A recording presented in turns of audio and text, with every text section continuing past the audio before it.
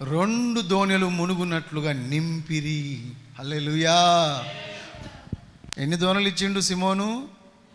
ఒక్కటే దోణె యేసు ప్రభుకి ఇస్తే యేసు ప్రభు తిరిగి 2 దోణులు నిండా చేపలు నింపి పేతురికి ఇచ్చాడు.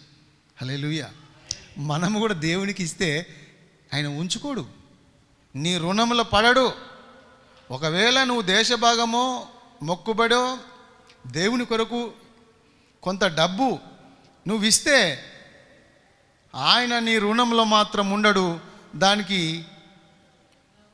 డబల్ కాదు, త్రిపుల్ కాదు, 100 100 హల్లెలూయా తిరిగి నీకు ఇస్తాడన్న విశ్వాసం నీకు ఉండాలి.